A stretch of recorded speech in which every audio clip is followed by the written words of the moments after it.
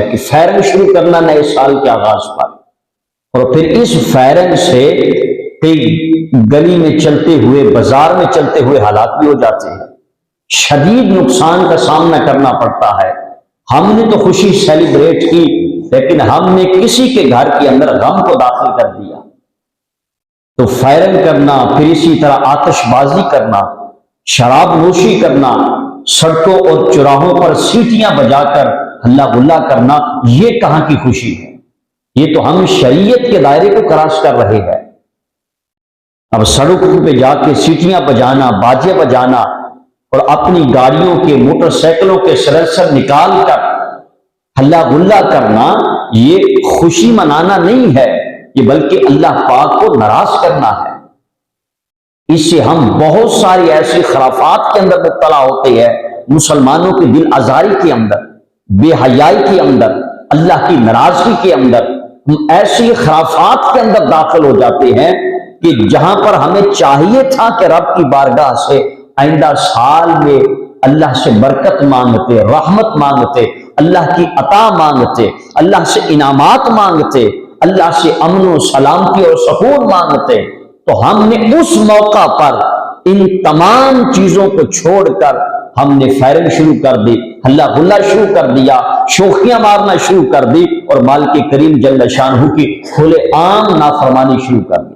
تو new year night کے نام پر اس طرح کی خرافات ہوتی ہے، ناچ گانے کو سجایا جاتا ہے، یہ کھلے عام اللہ کی نافرمانی ہے۔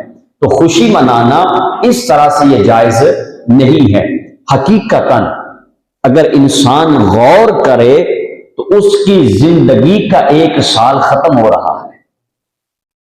اگر انسان غور کرے کہ اس کی زندگی جتنی اسے ملی تھی اس میں سے ایک سال کم ہو گیا، اس پر تو اسے اللہ کی بارگاہ میں سجدہ ریز ہونا چاہیے تھا، اس پر تو مالک کریم جل شانہ کی بارگاہ کے اندر اسے گڑ گڑا کر اپنے گناہوں سے توبہ کرنی چاہیے تھی۔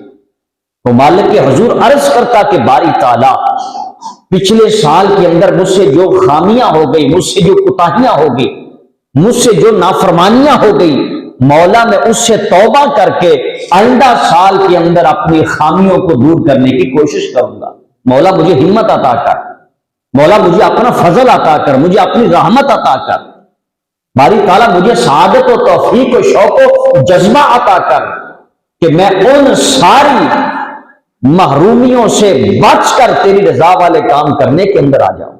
انسان کو مانگنا تو یہ چاہیے تھا، لیکن انسان خوشی کے موقع پر ان تمام چیزوں کو بھلا کر وہ اللہ کی نافرمانی والے کاموں میں مصروف ہو چکا ہے۔ آج ہمارا معاشرہ اسی طرح ہے۔ آج دیکھ لیجئے کہ ہم نے کس طرح سے اپنے آپ کو شریعت مطہرہ سے دور کر لیا، لیکن قرآن ہمیں کیا کہتا ہے؟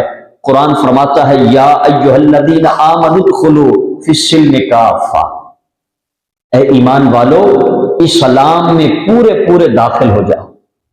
قرآن ہمیں یہ کہتا ہے وَلَا تَتَّبِعُوا خُطُوَاتِ الشَّیطَان، اور شیطان کے قدموں پہ نہ چلو، اسلام میں پورے داخل ہو جاؤ۔ اب مسلمان تو اپنے آپ کو کہتے ہیں، لیکن کام ہمارے یہود و نصارہ جیسے۔ ہم مسلمان تو کہتے ہیں، صاحب ایمان بھی کہتے ہیں، لیکن ہماری رسم ہندوانہ ہے، ہماری رسم یہود و نصارہ والی، ہماری خوشی کو سیلیبریٹ کرنا انگریزوں والا، لیکن اسلام کے اندر داخل اگر ہوئے ہیں تو فرمایا وَلَا تَتَّبِعُوا خُطُوَاتِ الشَّیطَان، تو شیطان کے قدموں پہ نہ چلو۔ وہ شیطان تو تمہیں اللہ کے راستے سے دور کرنا چاہتا ہے، وہ تمہیں مالک کریم کی بارگاہ سے دور کرنا چاہتا ہے۔ تو اے لوگوں، اسلام میں داخل ہوئے ہو تو پھر اسلام کی جو حدودات ہیں ان کی بھی پاسداری کرو۔ جو انسان پر قرآن و سنت کے احکامات ہیں ان کی بھی پاسداری کرو۔